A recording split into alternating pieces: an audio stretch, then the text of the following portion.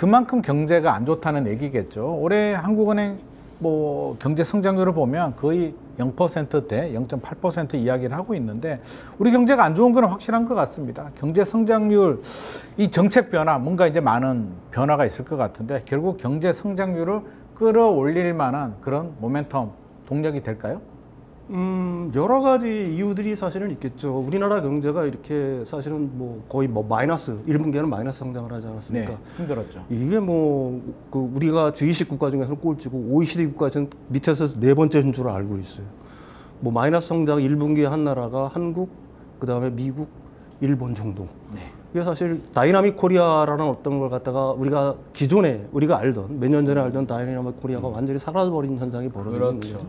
이게 이제 사실은 가장 큰 원인을 저는 그 12.3 그 계엄으로 저는 보고 있는 거예요. 그게 사실은 그 빵 하고 터지면서 우리나라의 불확실성이 엄청나게 커졌습니다.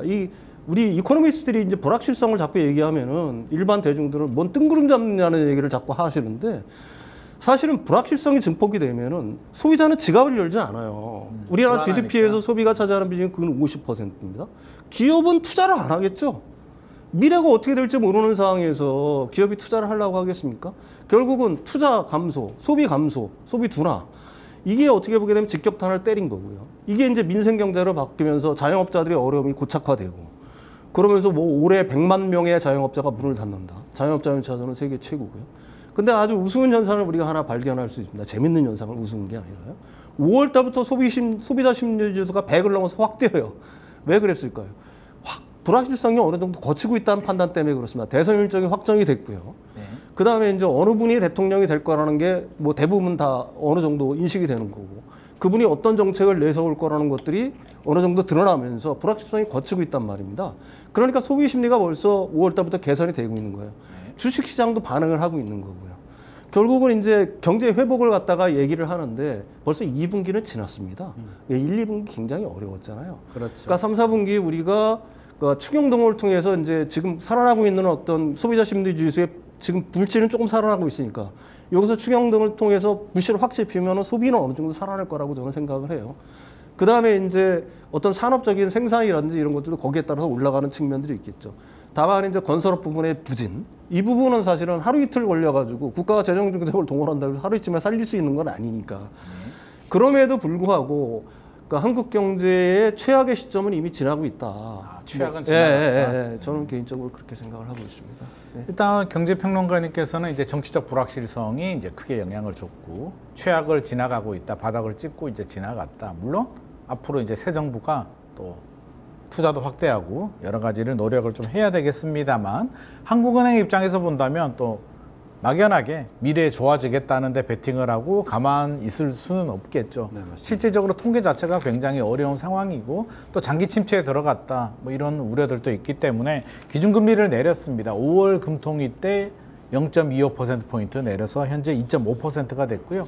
하반기도 뭐 인하 가능성 1%대까지는 생각하지 말라고 하니까 한 차례에서 많게는 두 차례까지도 인하할 수 있지 않을까 좀 생각을 하고 있는데 금리가 경제에도 미치는 영향도 크고 또 부동산 시장에도 미치는 영향이 크니까 우리가 금리에 또 예의주시를 할 수밖에 없는데 그동안에 이게 금리 추세 흐름 우리 또 송 기자님께서 한번 정리를 해주셔야죠. 네, 맞습니다. 방금 소장님 얘기하신 것처럼 지난달 29일에 한국은행이 이제 기준금리를 내렸는데요. 네. 올 들어서 이제 두 번째 기준금리 인하입니다. 그 한국은행은 기준금리를 지난해 8월까지 13차례 연속으로 연 3.50%로 동결을 한 바 있는데요. 네. 이게 역대 최장 기간 동안 동결한 기록이라고 최장이었어요? 합니다. 네. 그러다가 이 통화정책 기조를 지난해 10월부터 이제 금리 인하 방향으로 바꿨는데요. 10월과 11월에는 이제 두 차례 연속으로 기준금리를 내렸고 올 들어서는 지난 2월에 이어서 두 번째로 이제 금리를 내린 게 되겠습니다. 바로 직전인 지난 4월 금통위에서는 금리를 동결한 바 있습니다. 네네.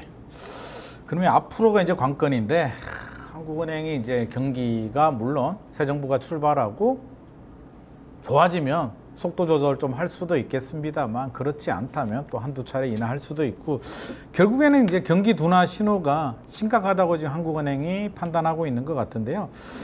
소비와 투자 이제 우리 윤석천 경제평론가님께서는 최악은 지났다, 바닥은 찍었다라고 말씀을 하셨는데 한국은행 입장에서는 약간 좀 걱정스러운 부분이 있는 것 같아요. 그래서 결국에는 하반기 소비 투자 회복될 것인지 아니면 최근에 저는 물가 올라가는 거 보니까 아우야 이게 밥 사 먹기도 겁날 정도로 이제 김밥이나 라면이나 먹자 이런 얘기 이제 못할 것 같은데 최근에 물가도 굉장히 빠릅니다. 상승률이 굉장히 높은데 이 부분에 대해서 우리 하반기 경제 전망 어떻게 보고 계시나요?